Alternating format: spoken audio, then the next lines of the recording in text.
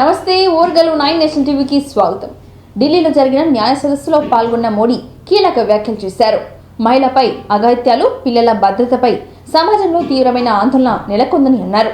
దేశంలో మహిళల భద్రత కోసం అనేక కఠినమైన చట్టాలు ఉన్నాయని 2019లో ప్రభుత్వం ఫాస్ట్ ట్రాక్ కోర్టులు ఏర్పాటు చేసిందని అన్నారు. జిల్లా మానిటరింగ్ కమిటీల పాత్ర చాలా కీలకమని, జిల్లా మానిటరింగ్ కమిటీల్లో డిస్ట్రిక్ట్ జడ్జ్, జిల్లా కలెక్టర్, జిల్లా ఎస్పీలు ఉంటారని స్పష్టం చేశారు.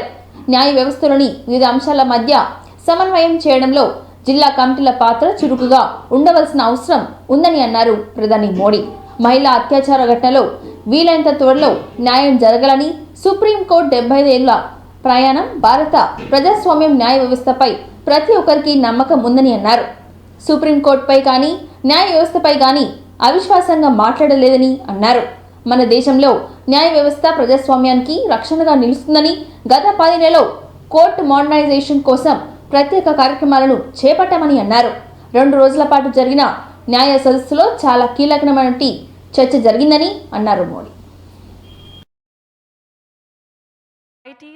And dignitaries and members of the district judiciary who are here in attendance today for this inaugural program.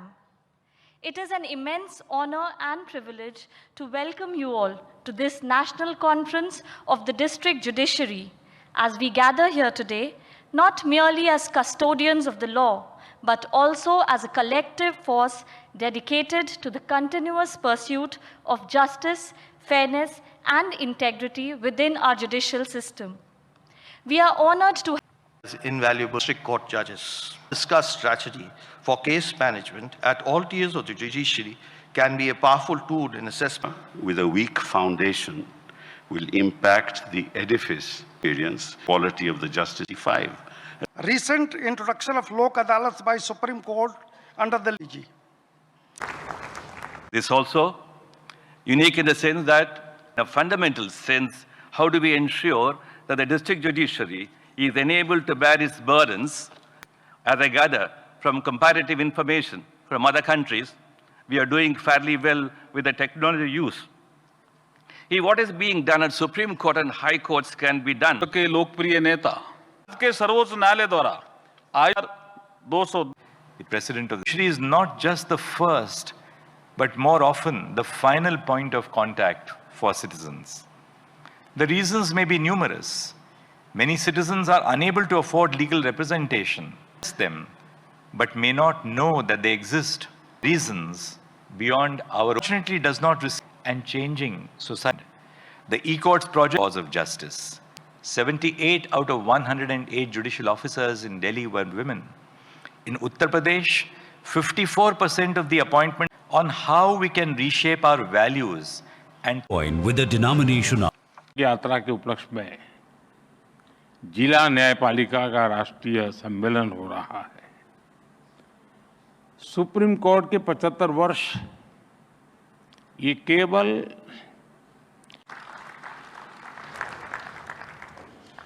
Bharat के लोगों ने इस अवसर पर मिशन लेवल पर काम हो रहा है. इसमें सुप्रीम कोर्ट और जुडिशरी के सहयोग की बड़ी भूमिका रही है.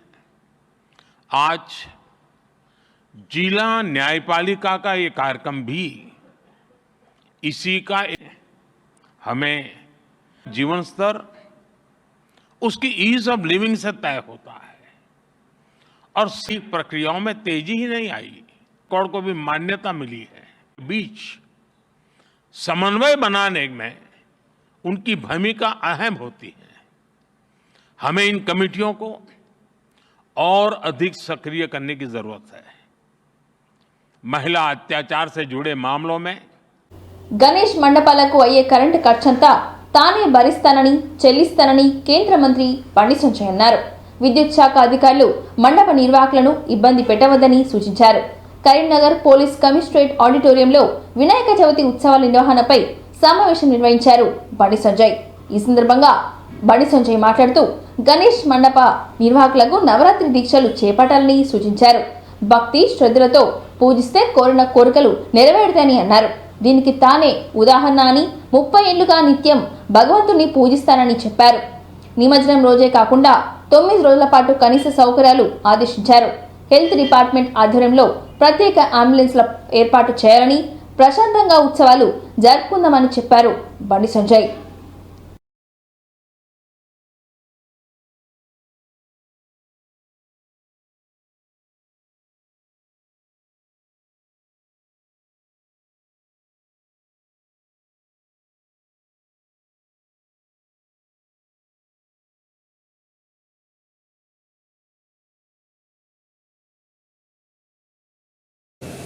మన గణేష్ ఫెస్టివల్ సందర్భంగా ఏర్పాటు చేసుకున్న ఈ సమావేశానికి వచ్చిన పెద్దలందరికీ నమస్కారం తెలియపరుస్తూ ఉంది సార్. దాని ప్రకారంగా మనం ఇప్పుడు నెక్స్ట్ స్లైడ్ సార్. మన Karimnagar police commissionerate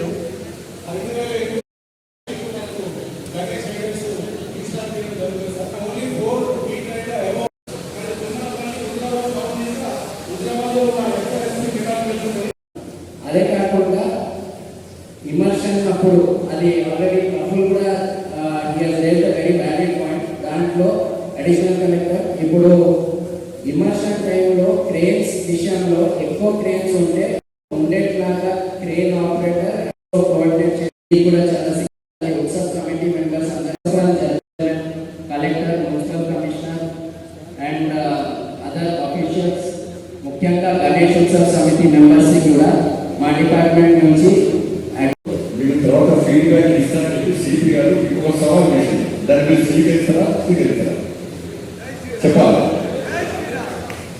next Ganesh నిమజ్జనోత్సవం తర్వాత సిపి గారు మళ్ళీ సేమ్ మీటింగ్ ఏర్పాటు చేసి, అరే సుభాష్, నేను ఏమనుకున్నా కరీంనగర్లో ఈ ప్రాంతంలో గణేష్ నిమజ్జనోత్సవం ఇంత భక్తి శ్రద్ధలో ప్రశాంతమైన వాతావరణంలో ఏ చిన్న గొడవ జరగకుండా నిమజ్జనం పూర్తయింది చెప్పి మీ అందరికీ సన్మానం సిపిగా చేసినట్టుగా పెట్టాలి.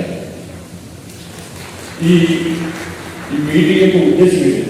భక్తి శ్రద్ధలతో 9 days ఒక ఉపవాస దీక్ష తీసుకొని స్వామివారి నిమజ్జనోత్సవ కార్యక్రమం పూర్తి ఏమనుకున్నారో తప్పకుండా మనం అనుకున్న కోరికలు పక్కా నెరవేరుతాయి. అన్నింటికీ వేదిక ద్వారా నిర్వాహకులందరూ ఇక్కడికి వచ్చినా రాకుండా నిర్వాహకులు చేస్తున్నారు. మీరు ఎంత భక్తితోనే విఘ్నేశ్వర వాళ్ళు వాళ్ళతో సహకరించుకొని ఇక్కడ ఏమంటుందంటే మన కావాల్సిందంటే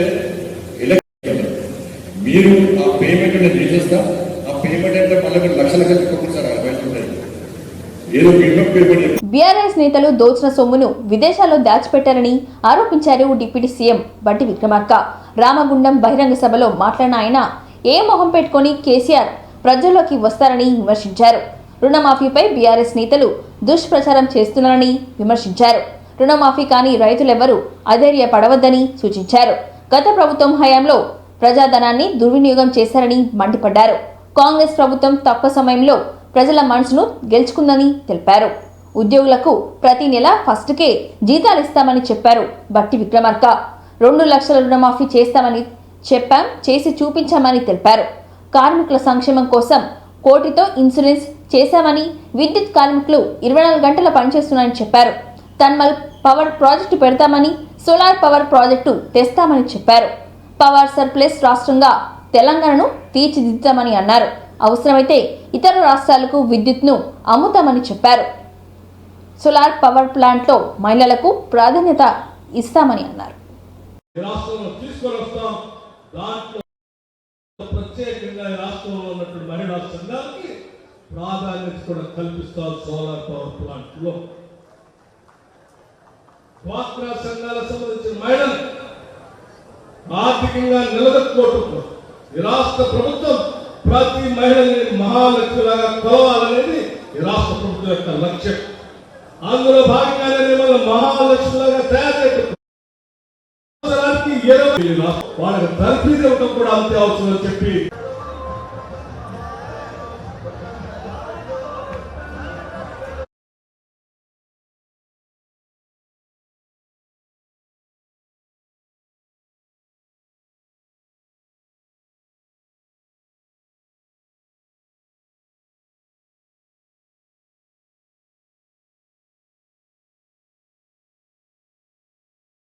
భవిష్యత్తు కోసం, బిడ్డల భవిష్యత్తు కోసం నేను చాలా స్పష్టంగా చెప్పదలుచుకున్నాను.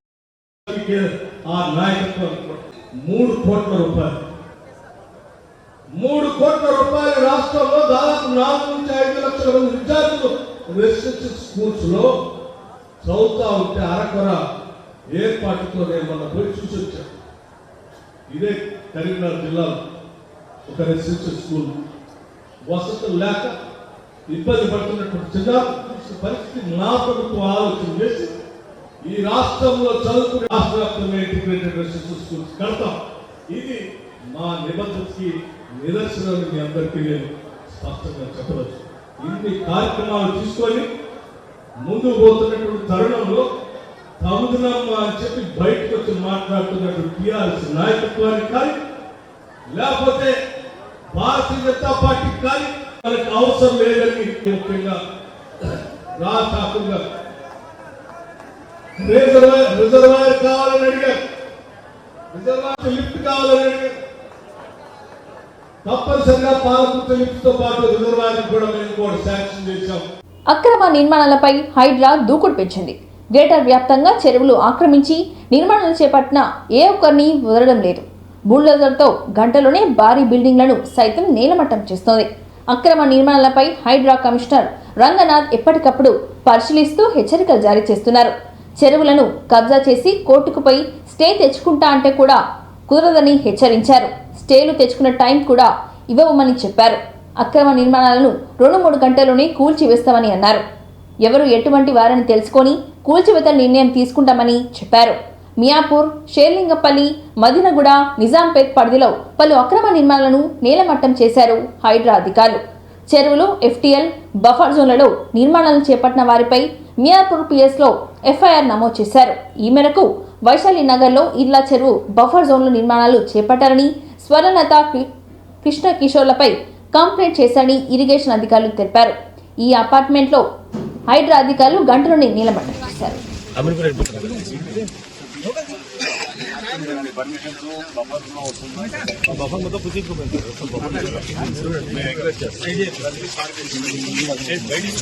ఇన్కోర్ సంస్థ ఇప్పుడు అపార్ట్మెంట్ కూడా అదే ఉందా సార్? అపార్ట్మెంట్ అదే ఉన్నది. జస్ట్ లిటిల్ బైట్ ఈ అపార్ట్మెంట్ బఫర్ దొరికింది.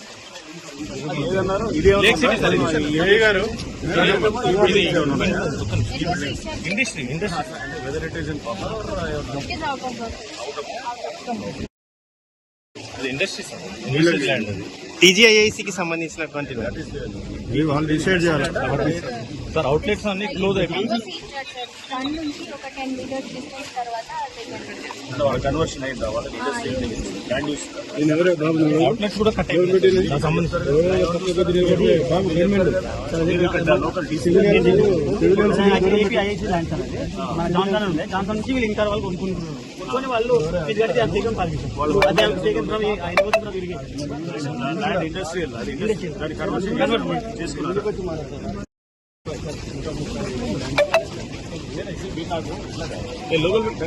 విజయ్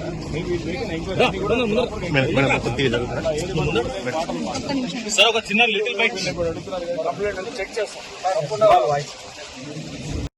మన ప్రభుత్వ ఉద్యోగులు ఎలా ఉన్నారు? ఇదిగో ఇలా ఉన్నారు. మీటింగ్లో కొట్టుకుంటూ ఉన్నారు. ఇది కూడా డిప్యూటీ సీఎం పవన్ కళ్యాణ్ ప్రాతినిధ్యం వహిస్తున్న పిఠాపురం మున్సిపల్ కార్పొరేషన్ అధికారులు. పిఠాపురం సమస్యలపై కౌన్సిల్ మీటింగ్ చేపట్టారు అధికారులు. మున్సిపల్ కమిషనర్, ఇంజనీరింగ్ శాఖ డీఈతో పాటు కౌన్సిలర్లు అందరూ హాజరయ్యారు. ఆ తర్వాత మీటింగ్ హాల్లోనే అందరి ముందు ఏం జరిగిందో తెలుసా? పిఠాపురం మున్సిపల్ కౌన్సిల్ సమావేశంలో రసరస చోటు చేసుకుంది. మున్సిపల్ కౌన్సిల్ సమావేశంలో కాంట్రాక్టర్లకు బిల్లుల చెల్లింపు విషయంపై municipal commissioner Kanakarao, DE Bhavani శంకర్ల మధ్య వాగ్వాదం చోటు చేసుకుంది. ఈ క్రమంలో వ్యక్తిగత దూషణలకు దిగుతూ ఒకరిపై ఒకరు దాడి చేసుకున్నారు. ఇందుకు సంబంధించిన వీడియో సోషల్ మీడియాలో వైరల్గా మారింది.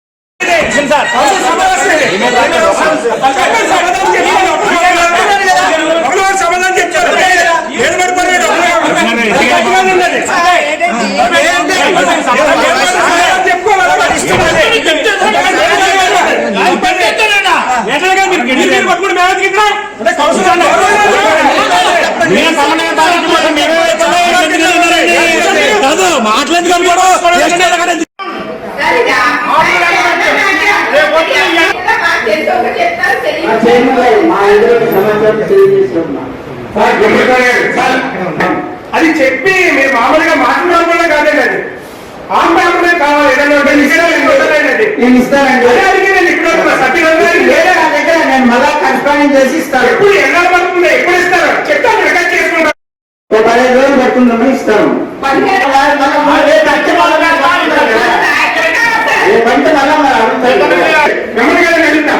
ఆయన ప్రశ్నించారు ఏంటి ఎక్కడికి కలుపుతుంది ఇదంతా అని. 15 రోజులు కాదు సార్. వైసీపీ సీనియర్ నేత మాజీ మంత్రి రోజా పార్టీ మారబోతున్నారంటూ పెద్ద ఎత్తున ప్రచారం జరుగుతుంది. వైసీపీకి రాజీనామా చేసి త్వరలోనే ఆమె ఓ తమిళ పార్టీలో తీర్థం పుచ్చుకుపోతున్నారని వార్తలు వినిపిస్తున్నాయి. ఈ క్రమంలో పార్టీ మార్పుపై రోజా కీలక వ్యాఖ్యలు చేశారు. శనివారం ఆమె కుటుంబ సమేతంగా తిరుమల శ్రీవారిని దర్శించుకున్నారు. అనంతరం రోజా మీడియాతో మాట్లాడుతూ నేను పార్టీ మారుతున్నట్లుగా తప్పుడు ప్రచారం చేస్తున్నారని ఆగ్రహం వ్యక్తం చేశారు. తాను ఏ పార్టీ మారడం లేదని, జగనన్నతోనే ఉంటానని క్లారిటీ ఇచ్చారు. అధికారంలో ఉన్నప్పుడు పదవులు అనుభవించి పార్టీ కష్టకాలంలో ఉన్నప్పుడు పార్టీని విడిచి వెళ్తున్న వారు ఒకసారి పునరాలోచన చేసుకోవాలని హితవు పలికారు. ఆపత్కాలంలో పార్టీకి ద్రోహం చేసిన వారిని ఎవరూ క్షమించరని హెచ్చరించారు రోజా. పిల్లలకి రక్షణ గురించి ఆలోచిస్తే చాలా బాధాకరంగా ఉంది. ఎందుకంటే ఎక్కడ చూసినా రేపులు, మర్డర్లు అండ్ ఆడపిల్లల కాలేజీ బాత్రూమ్స్లో హిడెన్ కెమెరాలు పెట్టి ఏ విధంగా పైశాచిక ఆనందం పొందుతున్నారో మనం చూస్తున్నాం.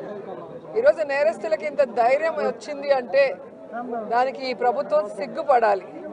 ఎందుకంటే గతంలో జగన్మోహన్ రెడ్డి గారి ప్రభుత్వంలో ఒక తప్పు జరగాలి అంటే ఎంత భయం ఉండేదో మీకు అందరికీ తెలుసు. సో ఎవరైనా కూడా దిశ యాప్ని యూజ్ చేయకుండా ఏదైనా అఘాయిత్యానికి అమ్మాయి లోబడితే 24 గంటల లోపల నేరస్తుల్ని అరెస్ట్ చేసి వారిని శిక్షించే విధంగా చట్టాలని కఠినతరం చేశారు. కాబట్టి ఆ రోజుల్లో ముచ్చుమరి లాంటి ఘటనలు జరగటం అనేది మనం చూసుండం. నిజంగా చాలా బాధాకరం. ఒక 9 ఏళ్ల అమ్మాయిని రేప్ చేసి చంపేసి ముక్కలు ముక్కలు చేసేశారు. 60 రోజులు అవుతున్న అమ్మాయి శవాన్ని కూడా ఇంతవరకు తీసుకురాలేకపోయారు.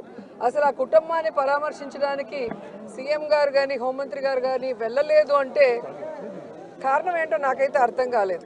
ఎందుకంటే మదనపల్లిలో ఫైల్స్ దగ్ధమయ్యాయి అనగానే డీజీపీ గారిని స్పెషల్ ఫ్లైట్లో పంపించిన వాళ్ళు ఎందుకు ముచ్చుమరికి స్పెషల్ ఫ్లైట్లో డీజీపీ గారిని కానీ లేదా సంబంధిత మంత్రి గారిని ఎందుకు పంపించలేదు నాకు అర్థం కాలేదు.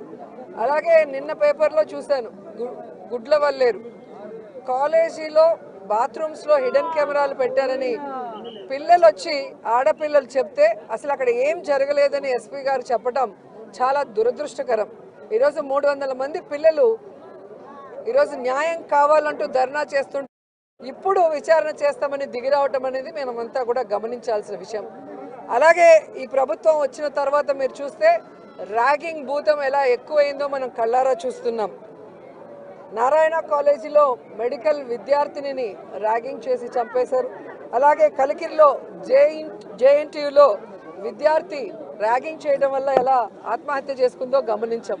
అంటే గత 5 సంవత్సరాలు లేని ర్యాగింగ్ భూతం మళ్ళీ ఈ ప్రభుత్వం వచ్చాక ఎలా పిల్లల ప్రాణాలు తీస్తుందో మనం గమనించాల్సిన విషయం. నేను ఈ ప్రభుత్వానికి ఒకటే చెప్పగలను, రెడ్ బుక్ రాజ్యాంగం మీద పెట్టిన దృష్టి ఇంట్రెస్ట్ పక్కన పెట్టి ఆడపిల్లకి రక్షణ కల్పించడంలో గౌరవాన్ని కల్పించడంలో మీరు ముందుండాలని కూడా వాళ్ళని కోరుకుంటున్నాను. ఈరోజు కాదు, గతంలో కూడా జగన్మోహన్ రెడ్డి గారి ప్రభుత్వం అపోజిషన్లో ఉన్నప్పుడు 2014 to 19 కూడా ఇలాగ చాలామంది మారారు.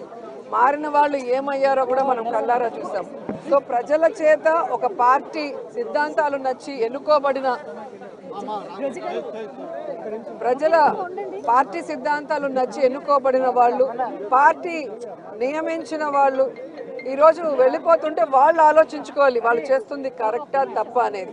సో దీనివల్ల జగన్ అన్నకో వైఎస్ఆర్సీపీ పార్టీకో ఎటువంటి నష్టం ఉండదు. ఎందుకంటే ఎప్పుడూ కూడా పార్టీకి ద్రోహం చేసి వెళ్ళిన వాళ్ళని ఎవరూ కూడా గౌరవించరు, క్షమించరు. పూణేలో ఆ మధ్య మైనర్ కారు నడిపి ఇద్దరిని చంపేశాడు. ఇలాంటి ఘటన కూడా భాగ్యనగరంలో జరిగింది. హైదరాబాద్లో కూడా మైనర్ చేసిన అరాచకమే ఇది. కాకపోతే హైదరాబాద్లో మాత్రం ఎవరు చనిపోలేదు. కానీ మైనర్ బాబు ఫార్చునర్ కారుతో సృష్టించిన బీభత్సానికి కారు, ఆటో ధ్వంసమయ్యాయి. హైదరాబాద్ బంజారా హిల్స్లో రోడ్ నెంబర్ 2లో ఓ కారు బీభత్సం సృష్టించింది. అతి వేగం దూసుకొచ్చిన కారు ఫుట్పాత్ పైకి దూసుకెళ్లింది. లూమినీ మాల్ వద్ద పార్క్ చేసి ఉన్న కారు ఆటోను ఢీకొట్టి కారు బోల్తా పడింది. ఈ ప్రమాదంలో కారు, ఆటో ధ్వంసమయ్యాయి. అయితే ఆ టైంలో అందులో ఎవరూ లేకపోవడంతో ప్రాణాపాయం తప్పింది. కాగా మైనర్లకు వాహనాలు ఇవ్వకూడదని తెలిసినా వారి తల్లిదండ్రులు ఇస్తుండటంతో పోలీసులు ఆగ్రహం వ్యక్తం చేస్తున్నారు. ఈ ఘటనలో అక్కడ ఎవరైనా ఉంటే ప్రాణాలు పోయేవని, అదృష్టం కొద్దీ ఎవరూ లేకపోతే పరిస్థితి ఏంటని ప్రశ్నిస్తున్నారు. ఏదైనప్పటికీ ఇలాంటి విషయాల్లో కఠిన వివరించాలని ప్రజలు పోలీసులను కోరుతున్నారు.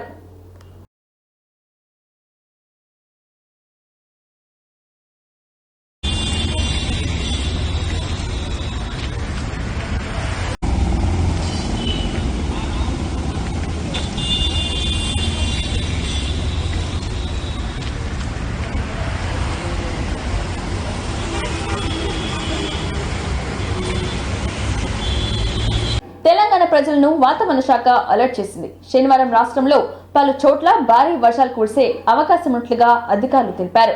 ఉరుములు, మెరుపులతో వేగంతో కూడిన ఈదురు గాలులు వీల్చే అవకాశం ఉందని తెలిపారు. ఈ నేపథ్యంలో ప్రజలు జాగ్రత్తగా ఉండాలని అధికారులు సూచించారు.